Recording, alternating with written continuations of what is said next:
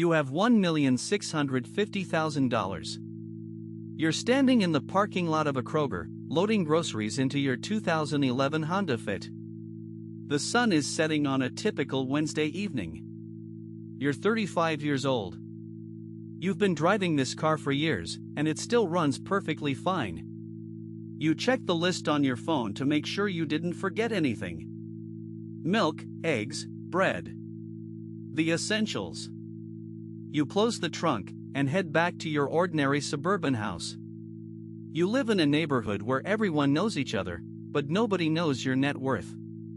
You have $1,650,000, but you still clip coupons.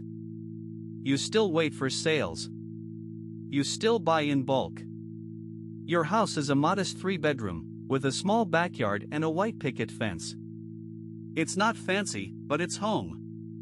You have a 9-to-5 job, just like most of your neighbors. You work as an accountant in a small firm, and you like it. It's stable, it's secure, and it pays the bills. You're good with numbers, and you're good with people. You have $1,650,000, but you still worry about money. You still stress about the future. You realize that having $1,650,000 doesn't change who you are. It doesn't change your values or your priorities. You still care about the same things: your family, your friends, your community. You still volunteer at the local animal shelter, and you still participate in the neighborhood potluck dinners. You're still the same person, with the same interests and the same hobbies. The only difference is, you have $1,650,000. You have the freedom to make choices, to pursue your passions, to live life on your own terms. You understand that money is just a tool, a means to an end. It's not the end itself. You don't define yourself by your net worth or by your possessions. You define yourself by your relationships, by your experiences, by your personal growth.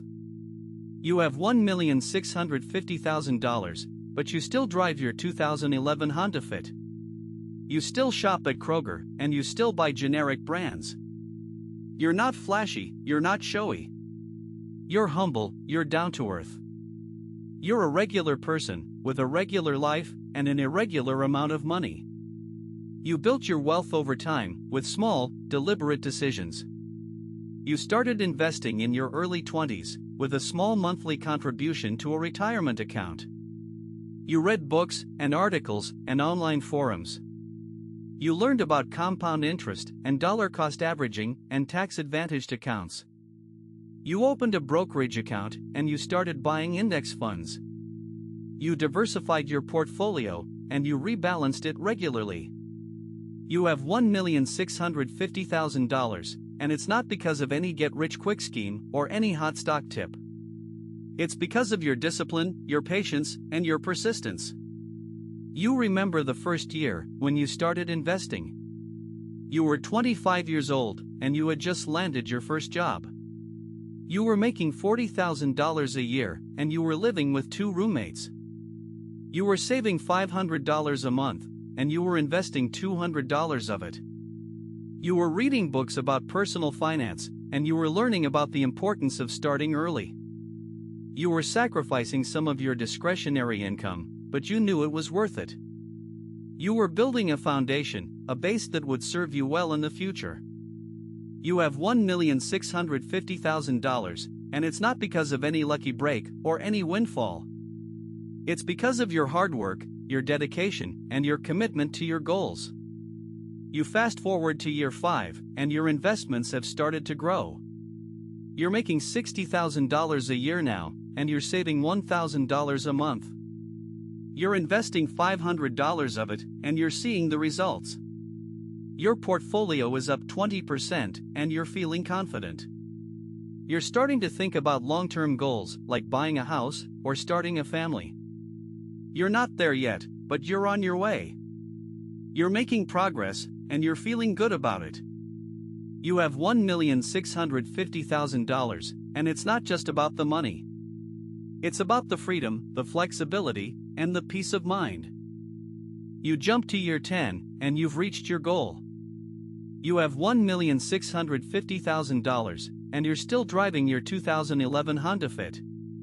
You're still shopping at Kroger, and you're still buying generic brands. You're not flashy, you're not showy. You're humble, you're down to earth. You're a regular person, with a regular life, and an irregular amount of money. You're 35 years old, and you're feeling grateful. You're feeling grateful for the journey, for the lessons, and for the results. You have $1,650,000, and it's not the end of the story. It's just the beginning. You realize that your story is not unique. There are many people like you, with similar experiences and similar outcomes. You're not alone, and you're not special. You're just a regular person who made some good decisions and who worked hard. You have $1,650,000, and it's not because of any magic formula or any secret sauce.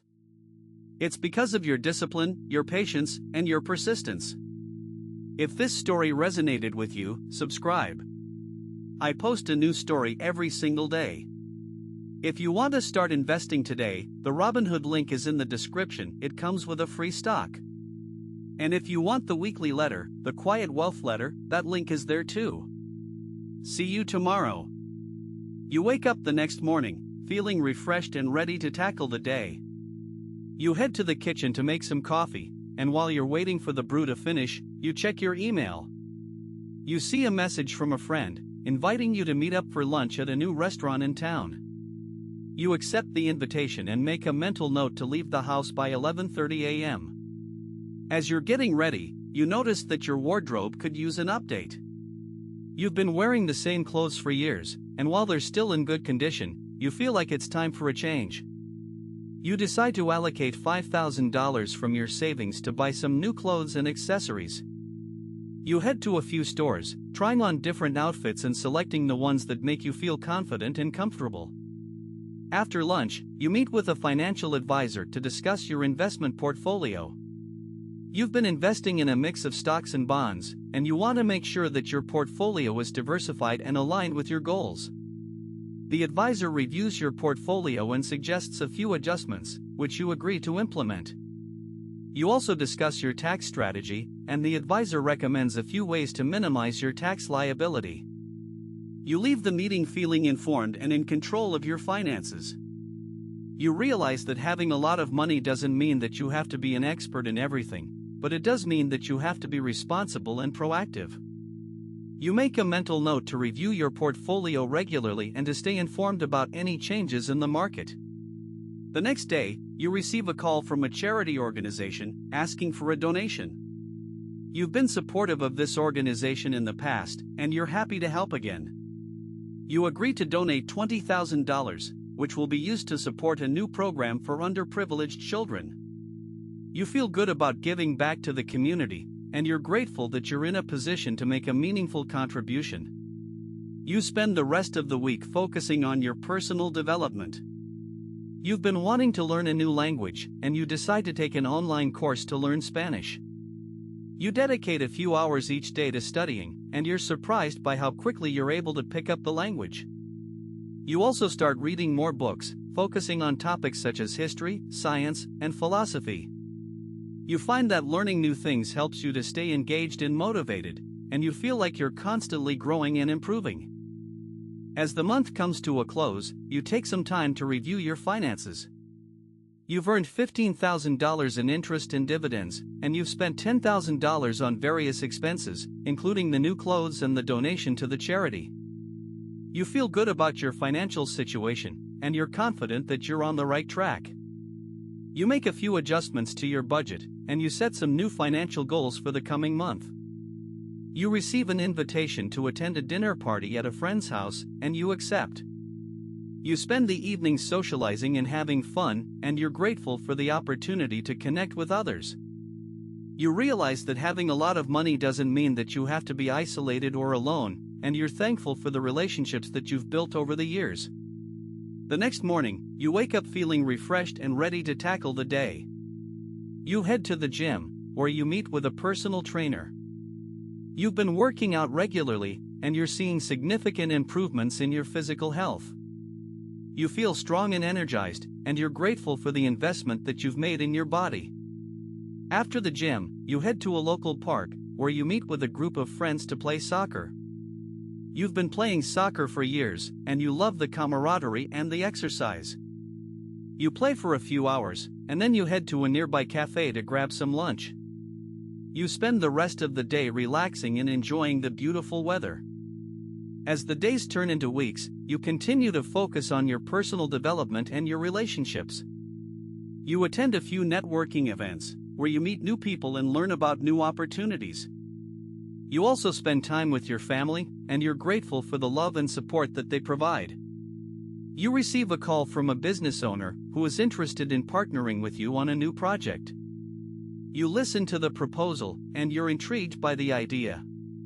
You agree to meet with the business owner to discuss the details, and you spend the next few days reviewing the proposal and doing your due diligence. You meet with the business owner, and you're impressed by their passion and their expertise. You agree to invest $50,000 in the project, and you feel confident that it will be a success.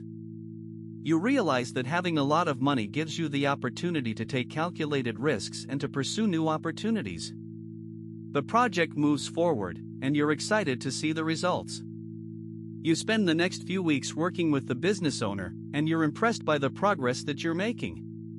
You feel like you're learning and growing, and you're grateful for the opportunity to be a part of something new and exciting. As the months pass, you continue to focus on your personal development and your relationships. You attend a few conferences, where you learn about new topics and meet new people. You also spend time with your friends and family, and you're grateful for the love and support that they provide. You receive a call from a friend who is going through a tough time. You listen to their concerns, and you offer your support and advice. You realize that having a lot of money doesn't mean that you're immune to problems, but it does mean that you have the resources to help others. You spend the rest of the day thinking about your life and your priorities. You feel grateful for the opportunities that you've had, and you're excited about the future. You realize that life is full of ups and downs, but you're confident that you have the skills and the resources to navigate any challenge that comes your way. You decide to take a trip to Europe, where you've always wanted to visit. You spend a few weeks planning the trip, and you're excited to explore new cities and cultures. You feel like you're living life to the fullest, and you're grateful for the freedom and flexibility that your wealth provides. As you're traveling, you meet new people and learn about new customs and traditions. You're fascinated by the history and the culture of the places you visit, and you feel like you're growing and learning every day. You realize that having a lot of money gives you the opportunity to experience new things and to broaden your horizons. You return from your trip feeling refreshed and rejuvenated. You're grateful for the experiences that you had, and you're excited to plan your next adventure. You spend the next few weeks settling back into your routine, and you're happy to be back home with your friends and family. You receive a call from a local organization, asking for your help with a community project. You agree to participate, and you spend the next few weeks working with the organization to make the project a success. You feel like you're making a positive impact, and you're grateful for the opportunity to give back to your community. As the year comes to a close, you take some time to reflect on your accomplishments and your challenges. You feel proud of what you've achieved, and you're grateful for the lessons that you've learned. You realize that life is a journey, and you're excited to see what the future holds. You spend the next few weeks planning for the new year, and you're excited to tackle new challenges and pursue new opportunities.